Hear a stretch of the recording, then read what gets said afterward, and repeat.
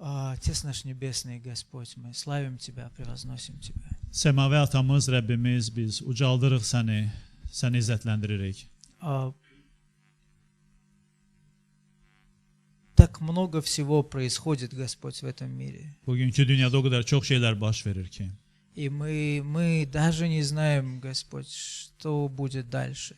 Heç sonra nələrin olacağını yarab bilmirik. Но nаш путь, он за Тобой, Господь. Amma yolumuz sənin ardınca Мы знаем, getməkdir. Ты охраняешь нас. Мы Və знаем, bilirik ki, да, sən bizi qoruyursan, Ты с нами, Господь. bizimləsənsən. Ты с nami. В любой ситуации Ты с nami, Господь. İstənilən halda, vəziyyətdə bizimləsənsən. Спасибо Тебе за такое утешение. Bu cür təsəlliyə görə sənə Дай нам minnətdarıq. правильные отношения, Господь. Bizə düzgün münasibət ver. Правильное сердце дай нам, Bizə Господь. düzgün, dürüst ürək ver. Как нам думать? Necə düşünməyimizi göstər. Как нам думать в отношении этих ситуаций, этих войн? Bu baş verən hadisələr, müharibələrə münasibətimizi sən yönəlt. Мы не любим войны. Biz müharibələri sevmirik.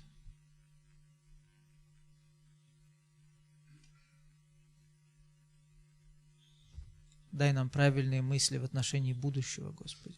Gələcəyə dair düzgün münasibətləri bizə verməyini istəyirik. Молимся сейчас за пастора Мати, Господь. Və indi pastor Mati üçün dua За его edirik. голову, за восстановление, Onun Господь. başı За və все его onun тело, Господь. bərpası, bütün bədənini sənə gətiririk. О его здоровье молимся, Onun Господь. səhhəti üçün dua edirik. Да, благослови, Господь, сейчас это время, когда мы собрались, Господь, чтобы слышать Твое Слово, Ya Rəbb, biz bura bir araya gəlmişik ki, sənin sözünü eşidək. чтобы поклоняться Тебе, Sənə Господи, sitayiş etmək üçün gəlmişik. чтобы быть в духовном общении, Господи. Ruhani ünsiyyətdə qalmağımız üçün gəlmişik. Да, спасибо Тебе, Господь, за эту возможность. Sənə bu imkana görə minnətdarıq. Освети это время Bu vaxtı təqdis et. во имя Иисуса Христа. Biz İsa Məsihin adıyla dua edirik. Аминь. Amin. Аминь. Несколько собраний мы говорили о молитве. Bir neçə toplantıdır artıq dua haqqında danışırıq. Да, говорили. Danışmışıq Ага. И я был намерен продолжать. və niyyətim o idi ki, bu mövzunu davam edim И я буду, və danışacağam. но не сегодня. Amma bugün deyil. Спасибо большое, Вилаят, за то, что коснулся темы молитвы Çox sağ ol в vilayət вступительном dua слове. mövzusuna toxunduğuna görə. Мгм. На самом деле, я думал о том, что я знаю, о чем я буду проповедовать в это воскресенье. Əslində bilirdim bu bazar günü nə haqqında vəz edəcəyəm. Düşünürdüm ki, И это bilirəm. была проповедь о молитве. Və vəzimiz də dua haqqında olacaqdı düşünürdüm. Могут ли обстоятельства повлиять на проповедь? Vəziyyətlər vəzə təsir edə bilərmi? То, что мы видим, может ли это повлиять на проповедь? Həyatda gördüklərimiz vəzimizə təsir göstərə bilərmi? Может быть, в плохом смысле, Bəlkə pis mənada а может təsir быть, edə bilər. наоборот. Bəlkə də əksinə yaxşı mənada. Знаете, я стал свидетелем удивительного события. Bir heyrətamiz hadisənin şahidi oldum. Просто удивительного. Я был настолько поражен, это настолько меня коснулось. O qədər təsirli idim, o qədər bu mənə toxundu И я сказал, нет, мы будем говорить о другом в это ki, воскресенье. nəticə dedim, Мы yox, будем bu bazar говорить о günü bizim другом. mövzumuz fərqli olacaq. Да, давайте откроем Евангелие от Матфея, Gəlin birlikdə Mattanın müjdəsini açaq. 9 глава. Mattanın müjdəsi 9-cu fəsil.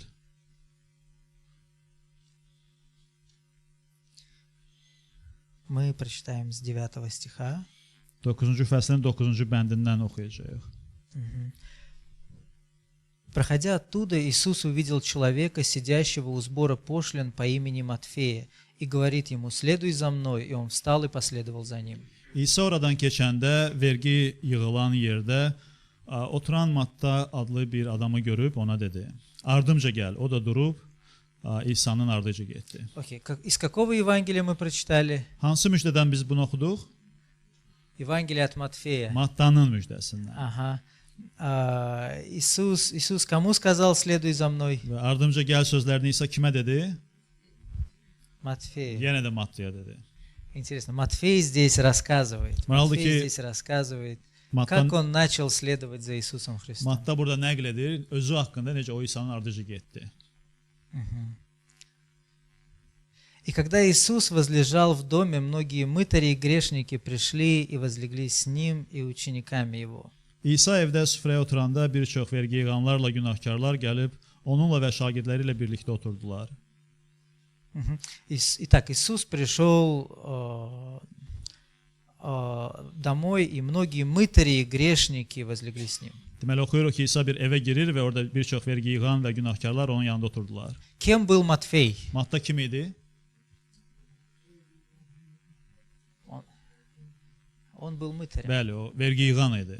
Интересно Матфей пишет, правда? Və Matta maraqlı yazır, düzdür? Иисус подошел ко мне, Ki İsa mənim yanıma yaxınlaşdı я собирал налоги, və mən vergi yığırdım orada. и я оставил все, я просто пошел за Ним. Hər şeyi buraxıb İsa'nın ardıcı getdim Затем yazır. Иисус пришел домой, и вокруг Него собрались такие же, как я в том числе, и грешники. Və sonra İsa bir evə girir və o evdə süfrə ətrafında mənim kimi vergi yığanlar və günahkarlar oturdu. 11 стих. «Увидев то, фарисеи сказали ученикам Его, для чего учитель ваш ест и пьет с мытарями и грешниками?» 11-ci bənd. Fəriseylər bunu gördükdə onun şagirdlərinə dedilər: "Niyə müəlliminiz vergi yığanlar və günahkarlarla birgə yemək yeyir?" Я думаю, это настолько важно было услышать ответ Иисуса для самого Матфея, правда? Məncə burada o suala İsa'nın necə cavab verməsi Matta üçün çox maraqlı idi. Да? Düzdür? Вопрос был к Иисусу. Я думаю, Матфей, он был тем, кто смотрел, что сейчас скажет Иисус. Sual İsa'ya ünvanlandırılmışdı və Matta da maraqla baxırdı ki, görən indi İsa bu suala necə cavab verəcək. Почему ты сидишь со сборщиками налогов и с грешниками? Yəni xeyr ola sən vergi yığanlar və günahkarlarla oturub çörək yeyirsən. Иисус же услышал это, сказал им: нездоровые имеют нужду во враче, но больные. 12-ci bənd. Amma İsa bunu eşidəndə dedi: Sağlamların deyil, xəstələrin həkimə ehtiyacı var. Пойдите, научитесь, что значит милости хочу, а не жертвы. Ибо я пришел призвать не праведников, но грешников к покаянию. Gedin və mən qurban deyil, mərhəmət istəyirəm sözünün mənasını öyrənin. Çünki mən salihləri deyil, günahkarları çağırmaq üçün gəlmişəm.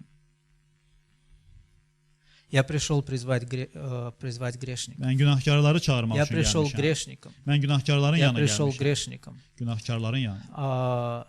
Матфей услышал это. Və Matta bu sözləri eşitdi И Матфей написал Евангелие. və Matta sonra Я думаю, это müjdəni yazır. очень сильно. Məncə bu çox Матфей güclüdür. услышал это от Иисуса. Ki Matta bunu İsa'dan eşitdi. Я пришел для таких, как ты, Матфей. İsa deyəndə ki, Matta sənin kimlər üçün Я gəlmişəm? пришел для грешников. Günahkarlar üçün gəlmişəm. Я пришел для того, чтобы прощать. Gəlmişəm bağışlamaq И üçün пришел для того, чтобы прощать много. və çox əfv etmək, Я пришел bağışlamaq для üçün тех, gəlmişəm. кому есть много что прощать. Mən gəlmişəm o kəslər üçün kimin ki çoxlu bağışlamaq üçün səbəbləri var. Насколько это опасное состояние, Və nə qədər bu belə təhlükəli vəziyyətdir.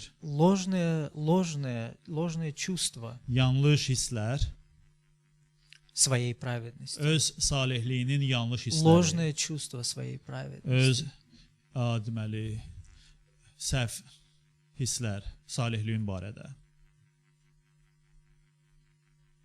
Когда я ложно чувствую, что все нормально. Və mən hiss edirəm və bu hiss yanlışdır. Və o hissiyat odur ki, hər şey məndə qaydasındadır. Я праведен. Mən salihəm. Интересно то, что ладно бы, если бы это касалось только моих мыслей о себе. Və maraqlıdır ki, əgər bu hisslər və fikirlər yalnız mənim özümə aid olsaydı. Но это чувство, оно никогда не остается только в тебе. Amma bu cür hisslər yalnız sənin özündə qalmır. Если есть это чувство, Çünki- ложное чувство своей праведности, если оно есть, Öz salihliyin barədə yanlış hisslərin varsa, обязательно onda bu hisslərin ты nəticəsində начнешь думать о праведности других. mütləq sən başqalarının da salihliyini tərəziyə qoyacaqsan. Обязательно ты начнешь взвешивать ее. Mütləq onları Обязательно. çəkəcəksən tərəzidə. И чаще всего Və çox vaxtı ты будешь осуждать их. sən mühakimə etməyə başlayacaqsan. Это очень опасное место. Bu çox təhlükəli bir yerdir. Мы привыкли называть это фарисейством. Biz bunlara fəriseylik adı da veririk bəzən. Но разве не может это с нами, с христианами случиться? Məyər bu cür bizimlə, xristianlarla baş verməyə С bilərmi? теми, кто когда-то на самом деле осознавал, что ему прощено много, Yəni biz o kəslər ki, vaxtilə dərk edirdik ki, bizə doğrudan da çox şeylər bağışlanır. когда-то осознавал, Vaxtilə dərk edirdik что мне прощено много, ki, mənə çox şey но bağışlanır. сейчас я в этом состоянии, Amma indi mən belə bir где vəziyyətdəyəm. я взвешиваю других людей. Harda ki, mən başqa insanları tərəziyə qoyuram. Думаю, что я на том месте, где я могу взвешивать. Fikirləşirəm ki, mən həmin o yerdəyəm ki, mən ölçüb biçə bilərəm. И очень интересно, Çox maraqlıdır bu. как Иисус, он очень резко говорит. Ki, İsa burada çox sərt deyir. Я пришел для грешников. Deyir, mən günahkarlar üçün gəlmişəm. Знаете, где я хочу стоять? Və bilirsiniz, harada durmaq istəyirəm? Знаете, с кем я хочу проводить время? Kiminlə vaxt keçirmək istəyirəm? С грешниками. Günahkarlarla. С теми, кому нужно прощение и нужно много прощения. O kəslərlə ki, onlara bağışlama lazımdır və çox bağışlama. Это очень сильно. Bu çox güclüdür. И знаете, это может моментально в каком-то смысле испугать меня Və bilirsiniz, bu bir ani şəkildə məni müəyyən mənada qorxuda и с bilər. другой стороны verнуть в хорошее место. Digər tərəfdən isə məni yaxşı yerə Когда qaytara Иисус bilər. говорит, Harda ki, İsa deyir я пришел не для здоровых, ki, mən sağlamlar üçün deyil, я пришел не для тех, кто себя праведными считает. özünü salih sayanlar üçün deyil. Представьте, я пришел не для тебя. Onlar üçün gəlməmişəm mən. Фарисей, Ey fərisey, я пришел не для тебя. mən sənin üçün Я стою gəlməmişəm. не около тебя. Sənin yanında Я стою около durmamışam. того, кому нужно прощение. Bağışlamaya ehtiyacı olanın yanında Я пришел gəlmişəm. для того, кто сам не может. Özü bacarmayanın yanına gəlmişəm. Вот где я стою. Mən orada durmuşam.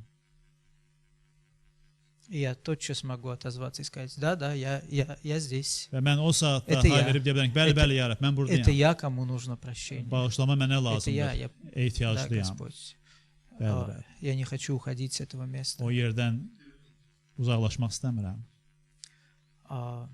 Насколько, когда мы читаем Новый Завет, когда мы читаем Евангелие, Əhd cədidi müjdələri oxuyanda, как Иисус постоянно приходил в эти места, как Он постоянно сидел, как Он был сфокусирован, görürük ki, necə tez-tez İsa Məsih o yerlərə gəlir, o yerlərdə oturur və bütün diqqətini o yerlərdə olan insanlara cəmləyib. да, именно на эту группу людей, Məhz o именно qrup на эту insana. группу людей. Məhz o cür adamlara diqqətini Он был cəmləyib. сфокусирован на грешниках, O diqqətini günahkarlara сфокусирован на cəmləmişdi. грешниках, Günahkarlara baxırdı. на тех, кому нужно много прощения. Çoxlu bağışlamağa ehtiyacı olanlara Он baxırdı. шел туда, целенаправленно İsa шел Məsih туда.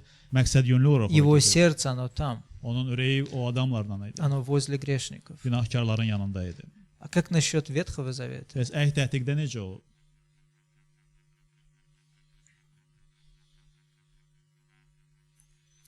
Книга пророка Иеремии, Yeremiya peyğəmbərin kitabı, 31 глава, 31-ci fəsil, 34 стих. 34-cü bənd. Это пророчество. Burada peyğəmbərlik sözü Написано. yazılıb. «И уже не будут учить друг друга, брат брата, и говорить, познайте Господа, ибо все сами будут знать меня, от малого до большого, говорит Господь, потому что я прощу беззаконие их, и грехов их уже не вспомину более». Burada deyilir, bundan sonra bir kəs öz qonşusunu yaxud qardaşını Rəbbi tanıyın deyib öyrətməyəcək. Ona görə ki, böyüdən kişiyə qədər hamı məni tanıyacaq. Çünki təqsirlərini bağışlayacağam. Günahlarını daha yada salmayacağam. Rəbb belə bəyan edir. Неемия, 9 глава, 16 стих. Nehemiya 9:16. «Они и отцы наши упрямствовали, и шею свою держали упруго, и не слушали заповедей Твоих». Lakin atalarınız təkəbbürlü olub, dikbaşlıq etdilər və sənin əmrlərinə dinləmədilər. 17 стих. «Не захотели повиноваться и не вспомнили чудных дел Твоих, которые Ты делал с ними». 17-ci bənd. İtaət etmək istəməyib, sənin onlar üçün göstərdiyin möcüzələri yada salmadılar. «И держали шею свою упруго, и по упорству своему поставили над собою вождя, чтобы возвратиться в рабство свое». Və sonra deyir ki, dikbaşlıq etdilər üsyankarlıqları ilə köləlik həyatlarına qayıtmaq üçün özlərinə bir başçı təyin etdilər. Но Ты, Бог, любящий прощать, благий и милосердный, долготерпеливый, многомилостивый, и Ты не оставил их. Sən bağışlamağı sevən, lütfkar, rəhimli, çox səbirli və bol məhəbbəti olan Allah olduğuna görə onları tərk etmədin. В Ветхом Завете Бог открывает свой характер. Əhd ətdiqdə Tanrı öz xasiyyətini bizə açır. И Он говорит удивительную вещь. Elə tamam şeydir burada. Он Бог, любящий прощать. O bağışlamağı sevən Allahdır. Что это означает? Что означает Бог, любящий прощать? Bu ifadənin mənası nədir ki, o bağışlamağı Что sevən это Allah? значит? Nə deməkdir bu? Бог, любящий прощать. Bağışlamağı sevən Allah. Это тайна, знаете почему? Bu bir sirdir. Потому что Бог nенавидит грех. Bilirsiniz niyə görə? Çünki Tanrı günaha nifrət edir. Он ненавидит грех. Günaha nifrət edir. Здесь написано, они держали шею своего упруга по отношению к Богу, то есть они упрямствовали, Burada deyilir ki, onlar Tanrıya münasibətdə dikbaşlıq edirdilər. они не подчинялись, они не слушались. Onlar təkəbbürlü idilər, qulaq asmırdılar, itaatsiz idilər. Они возвратились в результате этого в рабство свое. Bunun nəticəsində deyilir ki, onlar köləlik həyatlarına qayıtdılar. Неповиновение, отступничество, грех за грехом. İtaatsizlik, ondan sonra təkəbbürlü, üsyankarlıq və geri dönüklük, günahlar. И Бог все это ненавидит. Bütün bunlara Tanrı nifrət edir. Но, Amma как это парадоксально, nə qədər də paradoksal səslənməsə, Он Бог, любящий прощать. o bağışlamağı sevən Бог, Allahdır. любящий прощать. Bağışlamağı sevən Allahdır. Но прощение подразумевает то, что будет грех. Amma bağışlamaq o deməkdir ki, qələt olub ki, bağışlamaq Правда? lazımdır. Прощение Düzdür? подразумевает то, что будет то, что прощать. Ki, nəyisə bağışlamaq üçün bir səbəb olacaq deməkdir bu. Бог ненавидит грех, Tanrı günaha nifrət edir. но Он любит прощать. Amma bağışlamağı sevir. Он любит грешников. O Он günahkarları любит sevir. грешников. Günahkarları Он sevir. всегда был возле грешников. O həmişə günahkarların yanında Его idi. сердце всегда было возле тех, кому нужно прощение. Onun ürəyi hər zaman bağışlamağa ehtiyacı olanların yanında idi. Кому нужно много прощения. Çoxlu bağışlamağa Всегда. ehtiyacı olanların yanında idi o. Həmişə. Книга пророка Михея, Mika peyğəmbərin kitabı 7 глава, 7-ci fəsil 18 и 19 стихи. 18-19 bəndlər. Кто Бог, как Ты, прощающий беззаконие и не вменяющий преступления остатку наследия Твоего? Burada deyilir, sağ qalan xalqının cəzasını aradan götürən, üsyankarlığı bağışlayan sənin kimi Allah varmı? Прощающий беззаконие и не вменяющий преступления. Qanunsuzluğu bağışlayan və günahı əvəz etməyən Allah, o Allah kimdir belə? Кто есть еще такой? Onun kimi başqası На varmı? небе и на земле, кто есть еще такой, кто так разбирается с беззакониями и с преступлениями? Göylərdə və yer üzündə bu cür üsyankarlığa və təqsirlərə qarşı rəftar edən başqası varmı? Который прощает и который не вменяет. O bağışlayır və əvəzini vermir. Кто есть еще такой? Başqa beləsi kimdir? Не вечно гневается он, потому что любит миловать. Davamında deyir ki, qəzəbini əbədi saxlamaz. Çünki məhəbbət göstərməyi və ya mərhəmət göstərməyi xoşlayır. Он опять умилосердится над нами и сгладит беззакония наши. Ты ввергнешь в пучину морскую все грехи наши. 19-cu bənd. Yenə bizə rəhm edib şər əməllərimizi siləcəksən. Bütün günahlarımızı dənizin dərinliklərinə atacaqsan.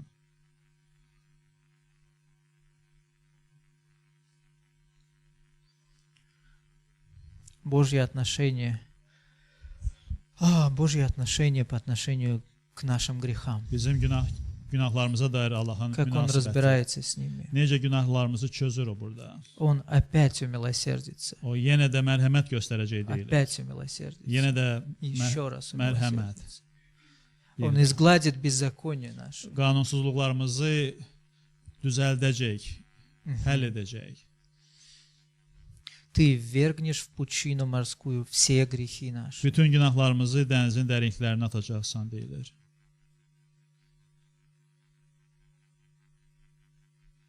Где сердце Бога? Allahın ürəyi hardadır? И какое оно? Və nə cürdür o ürək?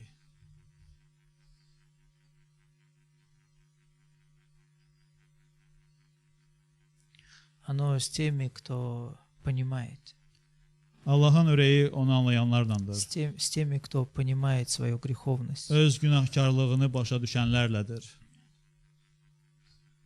Я грешник. Mən günahkaram, Я грешник. günahkaram. Бог с грешниками. Tanrı günahkarlarla birlikdədir.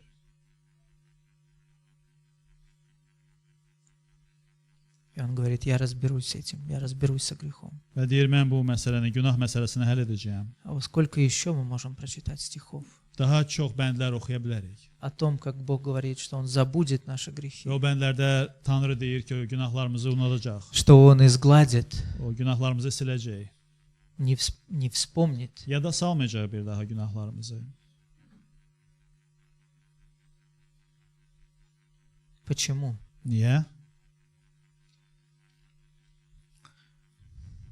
Здесь написано, потому что Он любит миловать. Burada yazılıb 18-ci bəndin sonunda. Çünki o mərhəmət göstərməyi sevir və ya məhəbbət göstərməyi xoşlayır. Да, здесь используется это слово хесед. Və burada o məhəbbət və ya mərhəmət sözü üçün xəsət sözü istifadə olunur. Слово хесед. Xəsət sözü.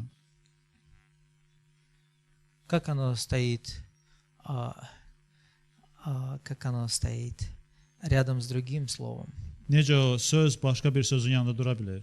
Значит, если перевести дословно, можно было бы перевести «Он любит любить». Əgər hərfi mənada tərcümə etsək, o sevməyi sevir. Но это два разных слова. Amma sevmək sözü orada iki dənə olsa da iki fərqli sözdür. Слово «хафес» Orada xafəz sözü var.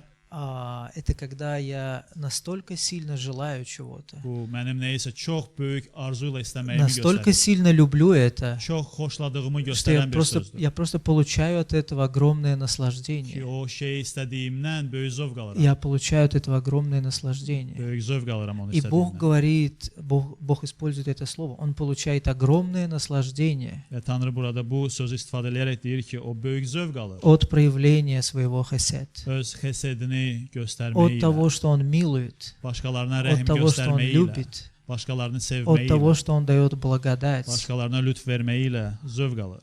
Он наслаждается этим. O bundan həzz Вот alır. его сердце, куда оно направлено, Budur вот, onun ürəyinin istiqaməti. вот его вкус, вот как он, вот какой он, вот что ему нравится. Budur onun üstünlük verdiyi şey. Budur onun xoşladığı şey. Как глубоко Бог раскрывает свой характер. Və nə qədər dərindən Rəbb bizə öz xasiyyətini açar. Он Бог, который наслаждается от того, чтобы миловать. O başqalarına rəhm göstərmək, mərhəmət göstərməkdən zövq alır, böyük zövq alır.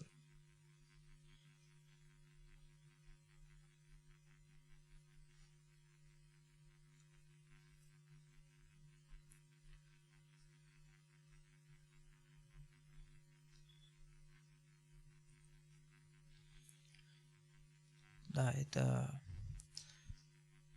не просто выбор Бога. Və bu sadəcə Allahın bir seçimi deyil. Это не просто то, что Он решил сделать. Yəni qərara gəldi ki, eləsin bunu. Это то, какой Он есть. Bu onun kimliyini əks Это etdirən глубже. xüsusiyyətdir. Так удивительно. O bu cürdür, heyrətamizdir bu.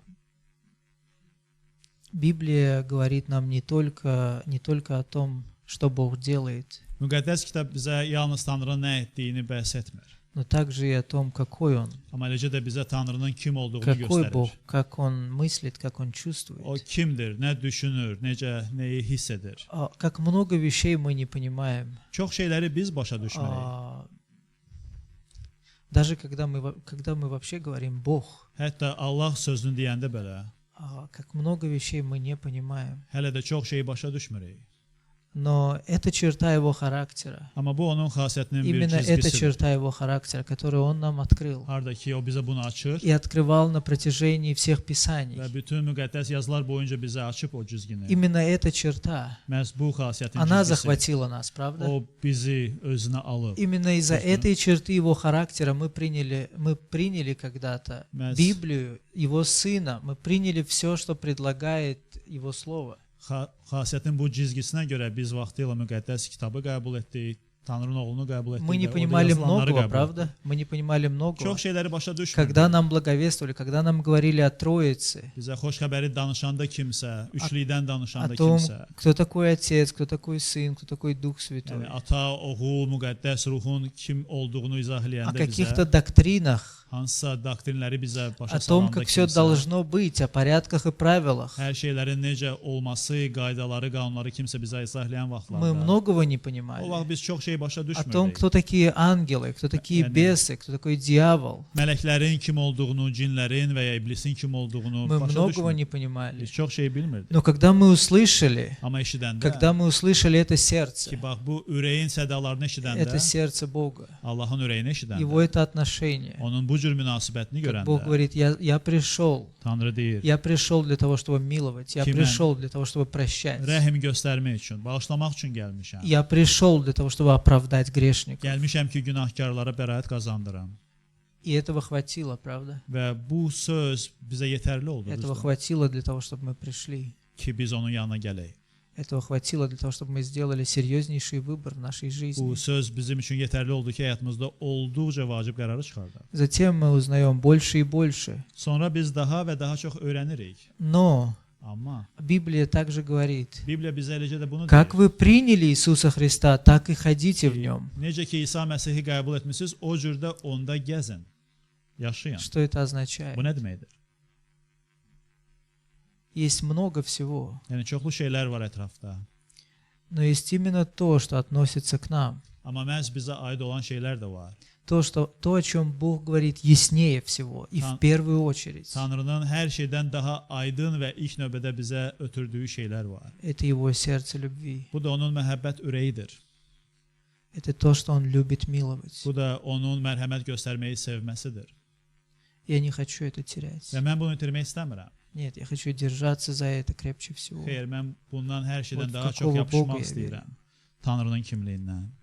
Бог, любящий миловать. O bağışlamağı sevəndir. Когда я смотрю на людей, İnsanlara когда baxanda, я смотрю на себя, özümə baxanda, это меняет все. Если я хожу в этом, если я продолжаю ходить в этом, это и будет менять все в моей жизни. bu hər şey həyatımda dəyişir və əgər mən bunda, bu həqiqətdə qalsam, yaşasam, gəlsəm, onda həyatımda hər şey məhz bu dəyişəcək. Я верю в Бога, который любит миловать. Mən mərhəmət göstərməyi sevən Allaha inanıram. Любит миловать грешников. Günahkarlara mərhəmət göstərməyi sevən Allaha inanıram. Так я думаю о себе. Özüm haqqında bu cür düşünürəm. Так я думаю о людях. İnsanlar haqqında bu cür Так я düşünürəm. думаю о тех людях, которые еще никогда не слышали об этом. Hələ bu barədə heç vaxt eşitməyən insanlar barədə də bu cür düşünürəm.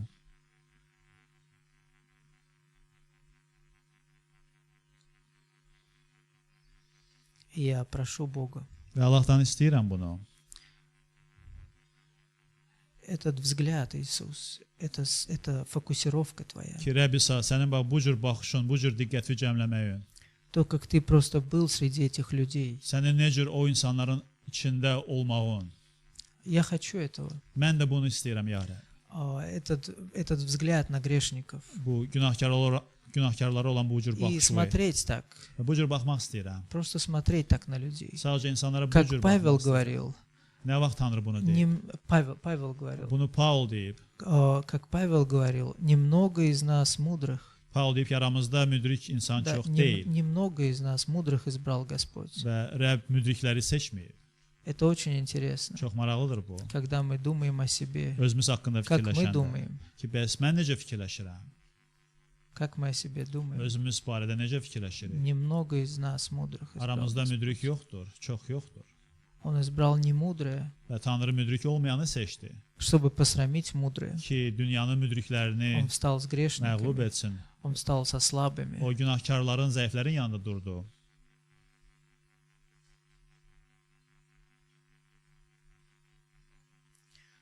Это другое умонастроение. Və bu fərqli bir düşüncədir.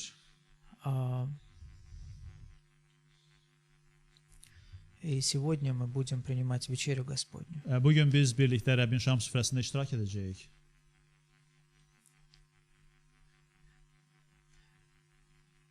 Будем думать о том, что сделал Иисус. İsa'nın gördüyü iş barədə birlikdə düşünəcəyik. Что Он сделал для грешников, Günahkarlar üçün İsa'nın gördüyü iş таких, haqqında. как мы, что Он Bizim сделал üçün. для меня, Bizim kimi günahkarlar каждый из üçün. нас, что Он сделал для Mənim üçün, меня, hər birimiz üçün İsa nə etdi axı? потому что Он такой. Çünki o bu cürdür. Он сделал это добровольно, O bunu könüllü olaraq etdi. добровольно отдал себя. Könüllü olaraq öz həyatını fəda etdi. И этого достаточно. Və bu yetərlidir. Этого было достаточно, чтобы помиловать все. Hər şeyi bağışlamaq, mərhəmət göstərmək üçün Каждый yetərlidir. мой грех, Hər bir günahımı все в bağışlamaq üçün. моем прошлом, Keçmişimdə olan hər şeyi все в моем прошлом təmizləmək üçün. сейчас. Və indi.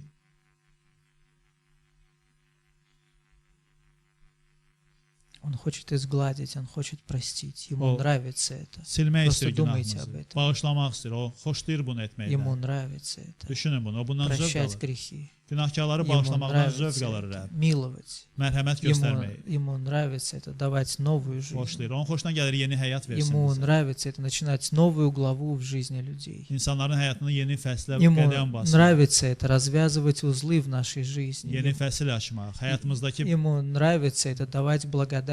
düyünləri açmaq Ему və bizə нравится lütf это. verməkdən o zövq alır. Вот какой Он. Rəbbimiz bu cürdür. Давайте помолимся. Gəlin birlikdə dua edək.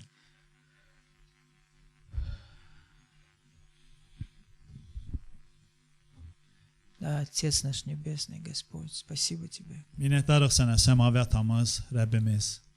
Спасибо, Бог, Çox sağ ol sən, ay Allah. за то, что Ты любишь миловать. Çox sağ ol ki, sən rəhim etməyi sevirsən.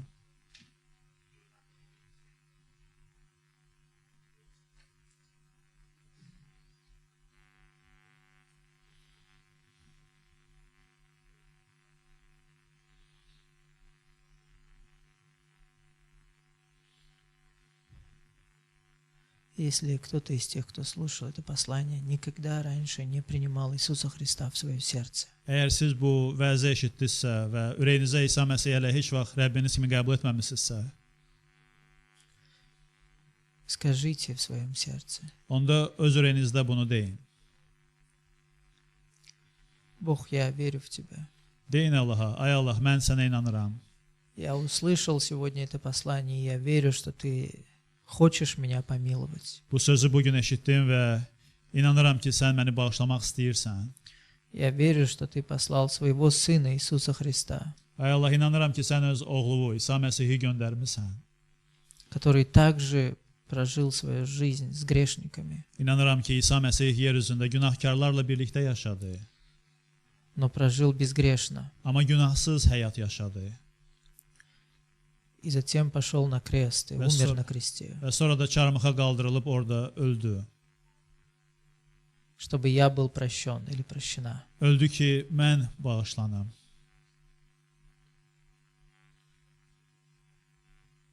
Я верю в это. Mən buna inanıram. Я верю в то, что Бог воскресил его. İnanıram ki, Allah İsa'nı ölülərdən diriltdi.